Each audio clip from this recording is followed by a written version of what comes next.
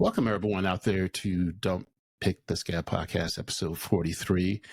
Podcast for men over 40, either starting in the middle of or done with their divorce journey. We present some of the tips, tricks, and methods for you to heal and move on with your new life. Welcome Jonathan Steele to the podcast. He's an attorney from Chicago, right? That's correct. Who specializes in family law and divorce law. His new focus is cybersecurity, so we're going to touch on that too. He actually started a cybersecurity firm called Steele Fortress. Tell us about yourself. I got a couple of questions for you, Jonathan. Sure. I'm a divorce lawyer, as you mentioned, so anything that you would most likely try to avoid in your personal life, so divorce, paternity, prenups, postnups, I do all of that. I've done that for 12, 13 years at this point as an attorney. I'm a partner at the law firm Bierman in Chicago. We're about 50 or so lawyers that do exclusively family law, mostly divorce. Okay. Let's talk about some of the buzzwords. Let's just go ahead and start with that. Narcissism and gaslighting. Those are the new buzzwords in divorce. What do you think about those words? If there's a frequent flyer of something that I hear multiple times a day, it's that my spouse is a textbook narcissist. You don't understand. I'm telling you, he or she really is.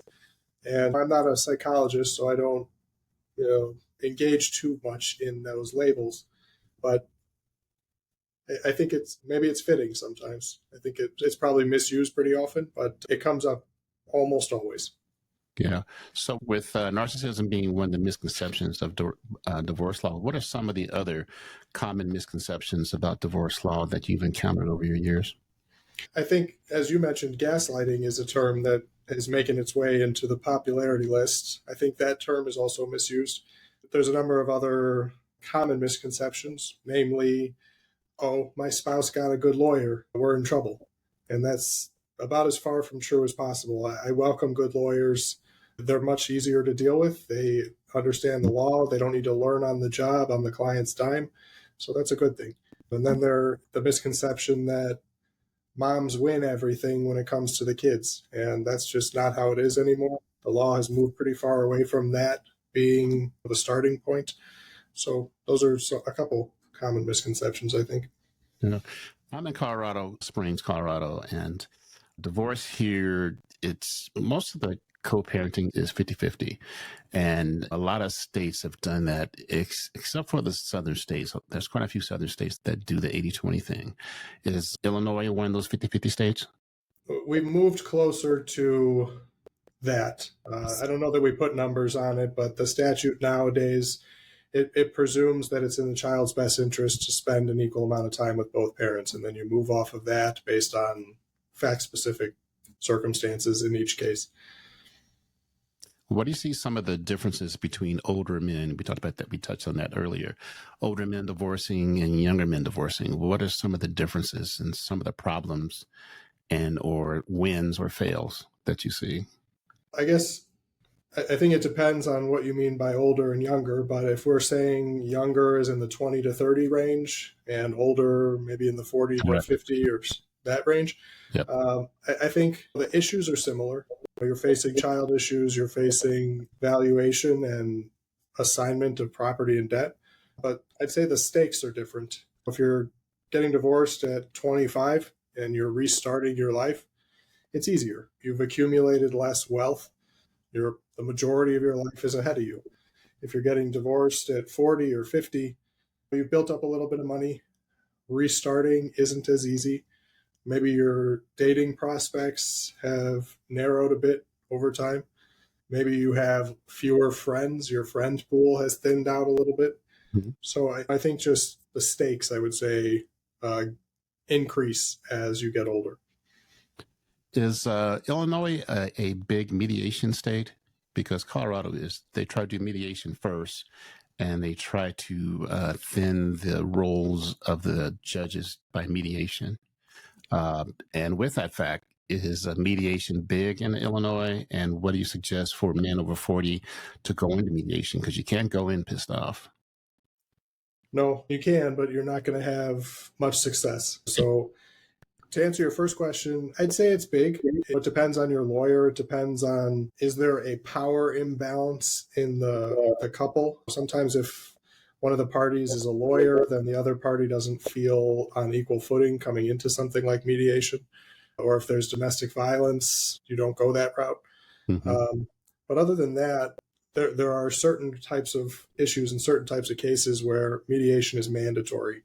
And courts are enforcing that because their dockets are cases at any given time. If they can shift some of that onto mediation, they do. And I know you're not a therapist, but I know sometimes you walk that fine line with your clients. How do you handle that? Because you've seen the good and the bad and the ugly. How do you handle that? I find myself wearing a therapist hat more than I find myself wearing a lawyer hat. And it's not my training, it's not my education, but it's out of necessity because people are going through what ends up being likely the most traumatic experience they ever go through. Mm-hmm. And I'm their first point of contact. And they call me, and most of the time, the calls, they don't touch on any legal issues. It's more to tell me that their spouse caused the breakdown and they're a bad person and they are a textbook narcissist and they are making them feel bad or they're a bad parent. And the most you're really going to get out of a lawyer is, we understand, we're sorry that you're going through this. It doesn't seem like it in the moment, but there is an end in sight and you will get through it.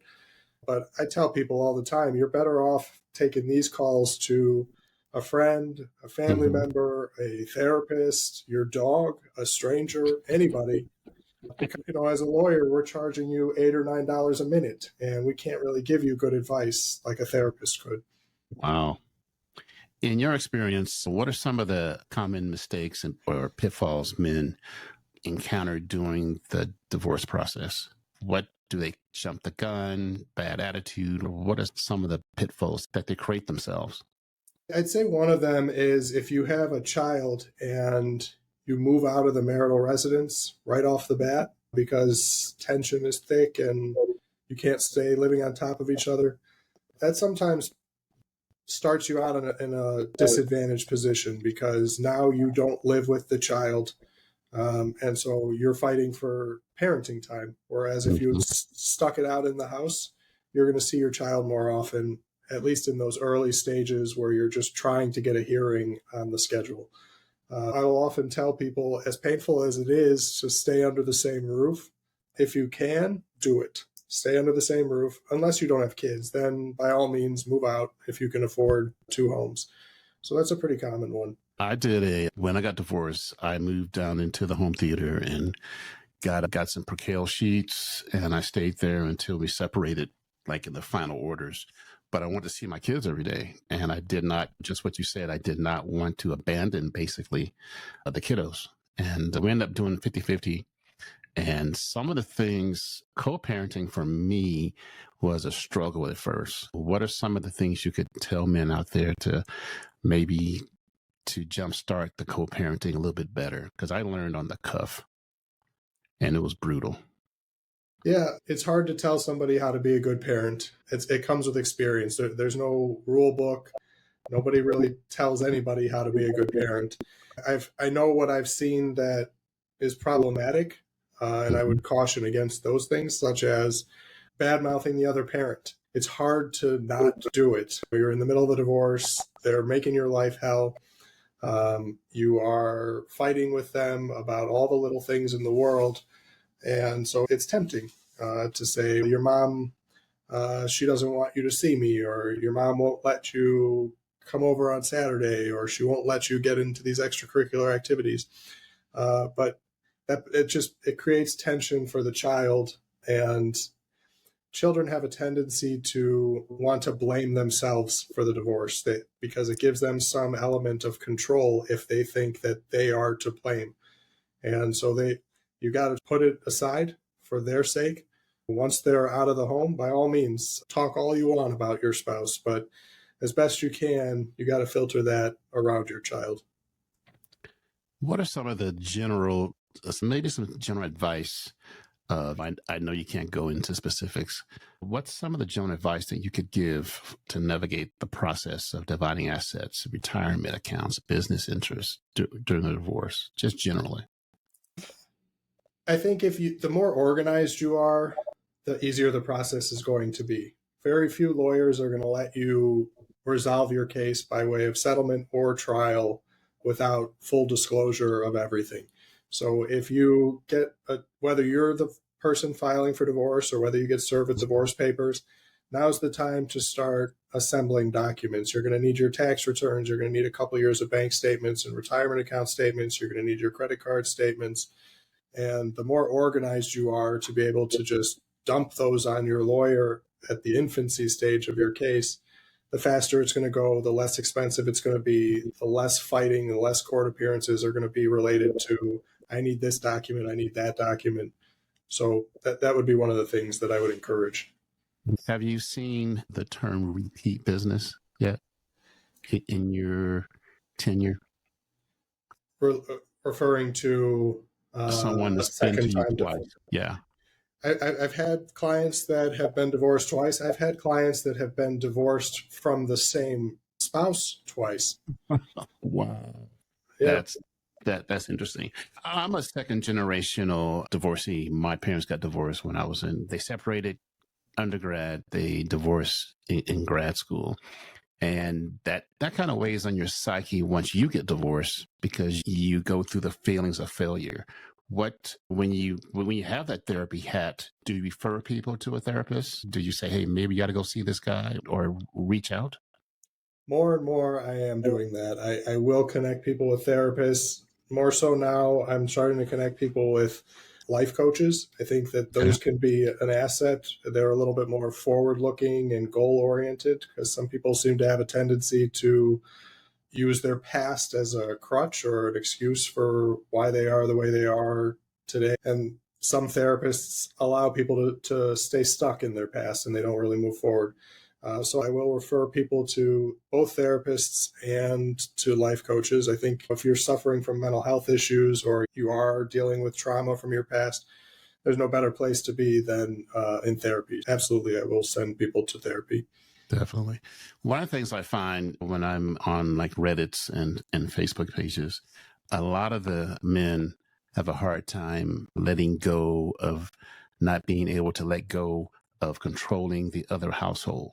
You have two households and they really don't mix. And especially if the divorce is contentious, these guys can't let it go. What kind of advice can you give to them? It's going to be advice that's easier said than done, which is just you got to give up that control. You're never going to be able to police the rules that are being enforced in your other spouse's home.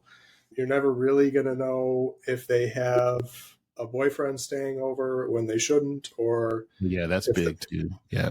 if they're exposing the child to drugs or alcohol.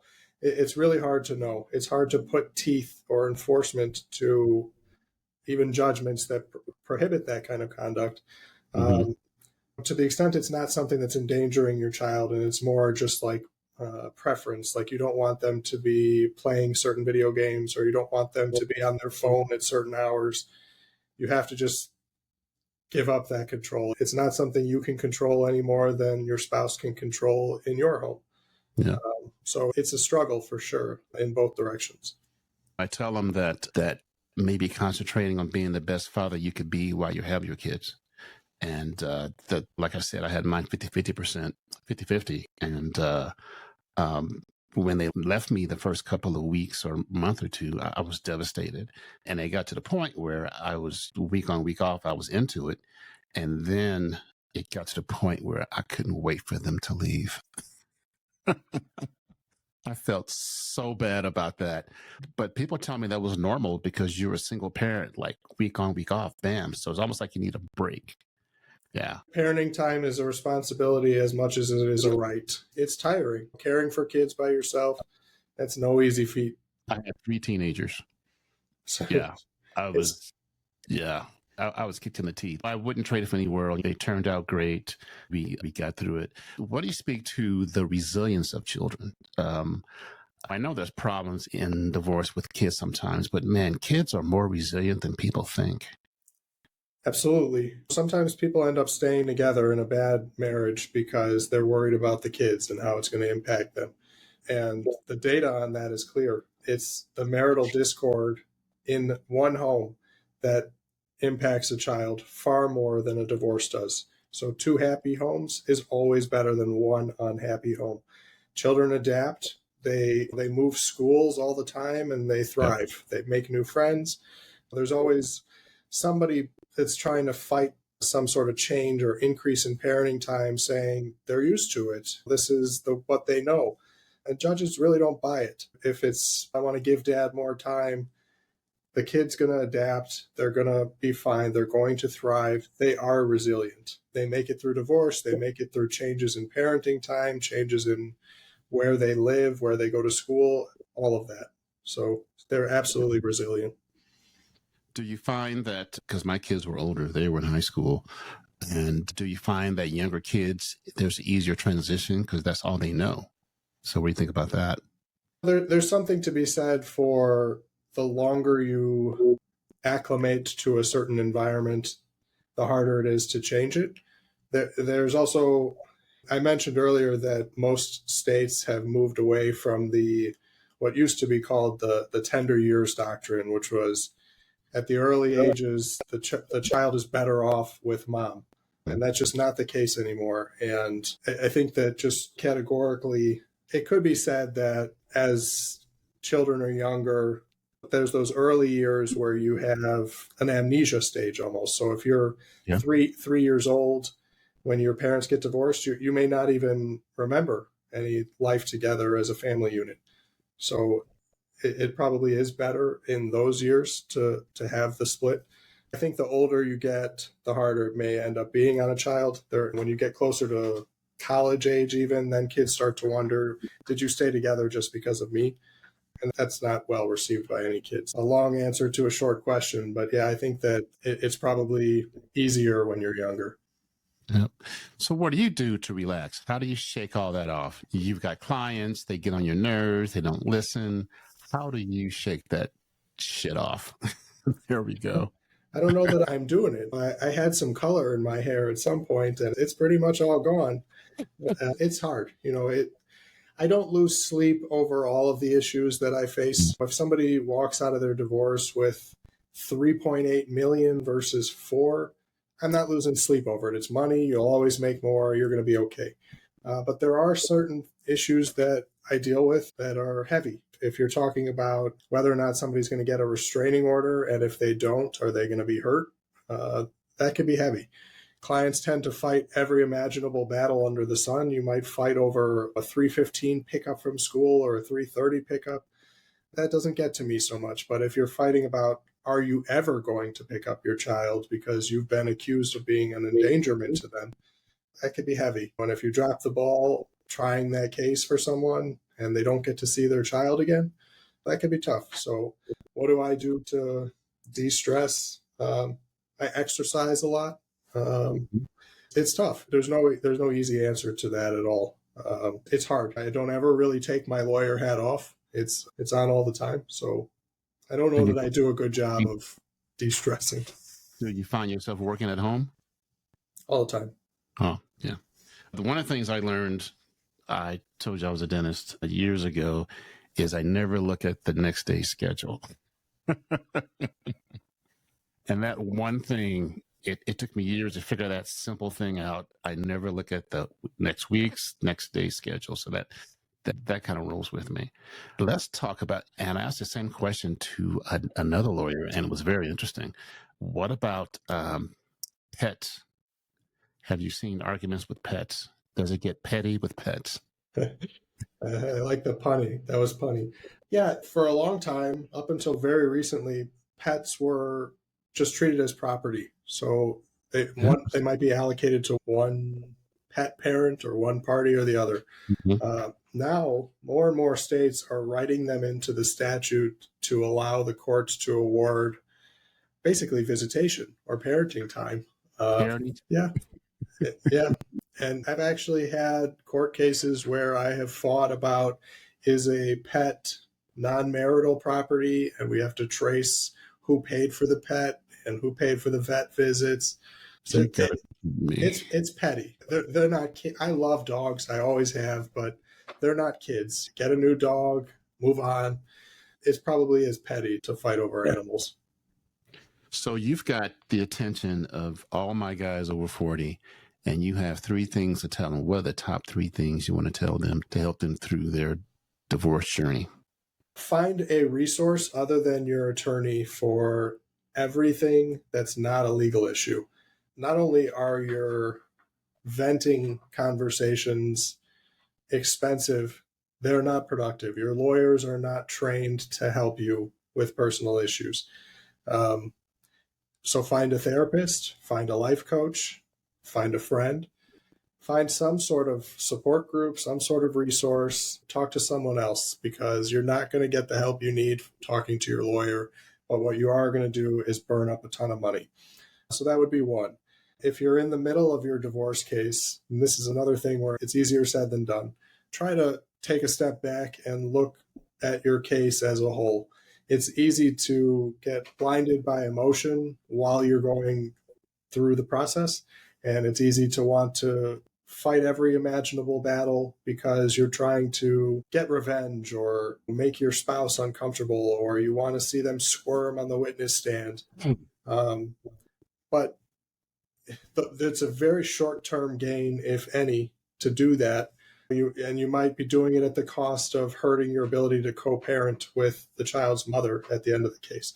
Choose your battles judiciously. Fight the ones that are worth fighting and let go of the ones that aren't worth fighting. If you're fighting over cups and forks and spoons, let it go. Buy a new set. You're better off putting your child through college than you are putting my children through college. Save for that. Fight the fights worth fighting, which is the time with your child. You mentioned it earlier. It's important to be the best dad you can be. So I don't count the minutes. It's the quality of the time that matters. If you're saying my spouse is getting 12 hours on one day and I'm only getting a half hour less, so this isn't a true 50-50, focus on what it is that you're doing during your time with your child. It's the quality far more than it is the quantity. So you got to avoid counting the minutes. And then I'd say post-divorce,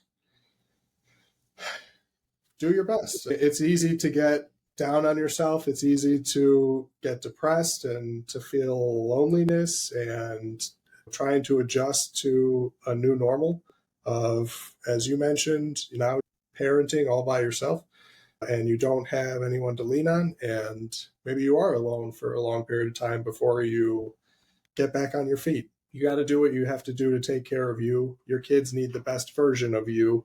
And that doesn't mean you can't start drinking and doing things like that to cope. If you have to exercise, or you have to join a support group, or you need to get into therapy, or even get into your work more, whatever you need to do to take care of yourself makes you a better parent at the end of the day. It's important to pay some attention to yourself. If you have to get back on, Bumble or Tinder or whatever it is to try to meet someone. I miss that generation myself, fortunately or unfortunately, as the case may be. But I think it's an easy way to start for some people. It's as easy as sit on your couch and flip through and see what's out there. Yeah. All right, Jonathan, we want to appreciate you taking time. That was fun. That was interesting. I like the dog thing. And it's so common lately. People are so petty, and it just amazes me. Tell the people out there where to find you. Oh, wait, cybersecurity and divorce. There we go.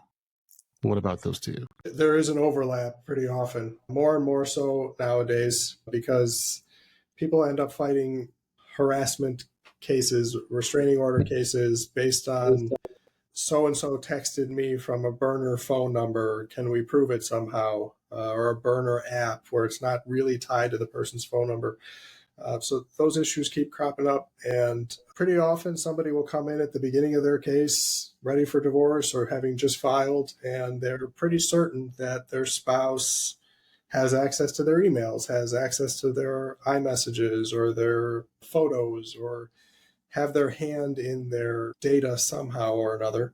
And so it's a question of, how do I unplug that? How do I make sure that my emails with my lawyer are safe, my emails with my family are safe, my texts with my friends aren't being read by my spouse and collected as evidence?